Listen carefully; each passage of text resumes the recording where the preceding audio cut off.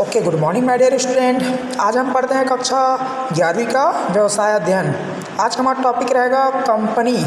ठीक है बच्चों, तो कंपनी जानने से पहले मैं आपको बताना चाहूँगा कंपनी कई परिभाषा है। मैं यहाँ पर उपयुक्त परिभाषा को बता रहा हूँ। ठीक है बच्चों, तो इसकी उपयुक्त परिभाषा है कंपनी विधि द्वारा सृजित एक कृत्रिम व्यक्ति है। कंपनी क्या है? विधि द्वारा सृजित एक कृत्रिम व्यक्ति। ठीक है बच्चों, मैं यहाँ पर अंडरलाइन करते जा रहा हूँ, मैं आपको बाद में बताऊँगा। इसका व्यक्ति है जिसका निर्माण किसी विशेष उद्देश्य से होता है। कंपनी का निर्माण किसी विशेष उद्देश्य से ही किया जाता है। जिसके सदस्यों का दायित्व सीमित होता है। उसके सदस्यों का दायित्व क्या होता है? सीमित होता है।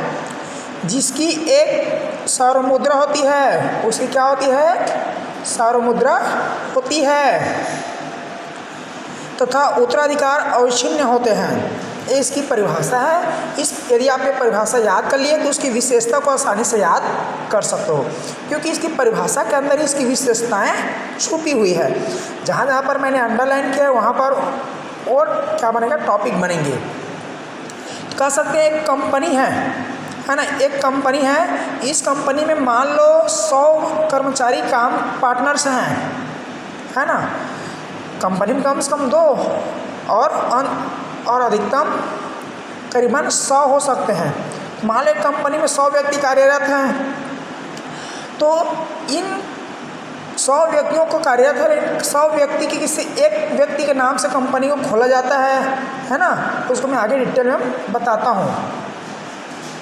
तो देखते हैं कंपनी की कुछ विशेषता। तो इसका विशेषता पहला है विधि द्वारा सृजित एक कृत्रिम व्यक्ति। यहाँ पर मैंने आपको पहले लाइन बताया था कंपनी विधि द्वारा सृजित कृत्रिम व्यक्ति है, वही उसका पहला विशेषता होगा। विधि द्वारा सृजित एक कृत्रिम व्यक्ति। कृत्रिम व्यक्ति मतलब बनावटी। क्या है? बनावटी। इसे अंग्रेजी में क्या बोलते हैं? आर्टिफिशियल बोलते हैं। ठीक है ना।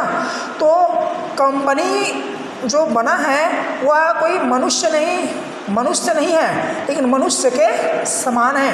वह एक क्या है? एक निर्जीव है। मान लो यहाँ पर बोलते हैं एक्स लिमिटेड कंपनी। ठीक है ना, एक्स लिमिटेड कंपनी, या फिर शॉर्ट रख लेते हैं पतंजलि। वर्तमान में चल रहा है पतंजलि एक कंपनी है ना। तो पतंजलि कोई व्यक्ति नहीं है, उसका नाम है और उसके नाम के आधार पर एक व्यापार बना है। तो उससे हमें लगता है कि व्यापार जीवित होता है, चलता है। व्यवसाय का प्रारंभ होता है, व्यवसाय का अंत होता है। जिस प्रकार किसी व्यक्ति का जन्म एवं मृत्यु होता है, उसी प्रकार व्यवसाय का प्रारंभ एवं अंत भी होता है। वो भी एक मनुष्य के समान ही होता है, लेकिन उसे पंजीयन कराने के लिए, रजिस्ट्रेशन कराने के लिए किसी व्यक्ति विशेष या किसी सामुदायिक का नाम होना आवश्यक है। तो मान लो पतंजलि कंपनी है ना, लगता है कि पतंजलि है, लेकिन वो वास्तव में नहीं है। वह एक अमूर्त है जो नहीं दिखता। इससे हम देख नहीं सकते, ना छू नहीं सकते, सिर्फ महसूस कर सकते हैं, है ना। उसे क्या बोलते हैं? कृत्रिम व्यक्ति कहा जाता है। ठीक है बच्चों। दूसरा है अविच्छिन्न उत्तराधिकार। यहाँ पर इसका लास्ट में आया था उत्तराधिकार अविच्छिन्न होते हैं। अविच्छिन्न उत्तराधिकार मतलब कंपनी तो एक तरह से टिका रहता है, लेकिन उसके लोग आते हैं और चले जाते हैं, है ना। कंपनी ज्यों रहता है, लेकिन उसके कई मालिक आते हैं, कई मालिक जाते हैं, कई अंशधारी आते हैं, कई अंशधारी चले जाते हैं, लेकिन कंपनी वहीं का वहीं खड़ा रहता है। मैंने अभी पतंजलि कंपनी बताया। पतंजलि कंपनी पहले भी चल रहा था। रामदेव बाबा के आने से पहले भी पतंजलि चल रहा था। रामदेव फिर उसका चेयरमैन बन गया, और फिर रामदेव जाने के बाद भी पतंजलि कंपनी चलता ही रहेगा। इसलिए उसके जो उत्तराधिकार हैं अविच्छिन्न, मतलब एक अमरत्व का प्रदान होता है कंपनी को। जिस प्रकार एक नदी होती है ना, जैसे जानते हो गंगा नदी।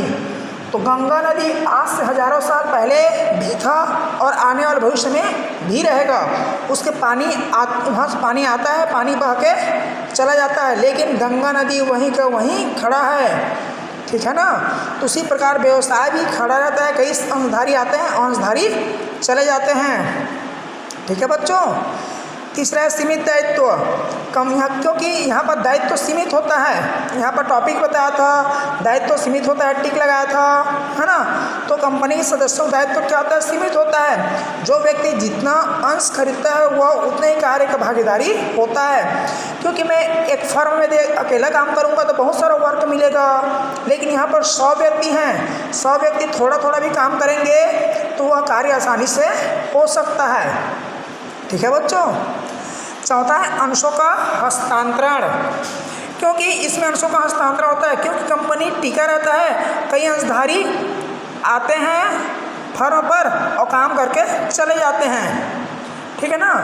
तो कोई अंशधारी आएंगे तो अंश खरीदेंगे, अंश रहेगा तो अपने हिस्से का मालिक रहेंगे। जब रिटायरमेंट हो गए होंगे, पागल होंगे या दिवालिया होंगे तो फर्म से चले जाएंगे तो अपने अंश को बेच कर जाएंगे, मतलब किसी दूसरे को हस्तांतरित करके जाएंगे। ठीक है बच्चों। पांचवा होती है एक सार्वमुद्रा होती है। सार्वमुद्रा मतलब सील या लोगो, है ना, या उसका पहचान चिन्ह होता है। तो कंपनी का एक पहचान चिन्ह होता है जिससे वह प्रमाणित होता है कि वह कंपनी है। जैसे आपने कंपनी के अंश खरीदे, मान लो कि मैंने कंपनी के 100 रुपये वाले 10 अंश खरीदे, 1000 का मैंने अंश खरीदा कंपनी से, 100 रुपये वाले 10 अंश खरीदे, 1000 अंश, मतलब मैं कंपनी का 1000 का मालिक बन गया। तो कंपनी मेरे को कुछ सील लगा के कुछ प्रूफ देगी ना, लोगों अपना व्यापार चिन्ह लगाकर, उसी व्यापार चिन्ह को क्या बोला जाता है? सार्वमुद्रा बोला जाता है। ठीक है बच्चों, ये बहुत ही इंपॉर्टेंट है, अक्सर पेपर में पूछा जाता है, इसे आपको याद करना होगा। धन्यवाद।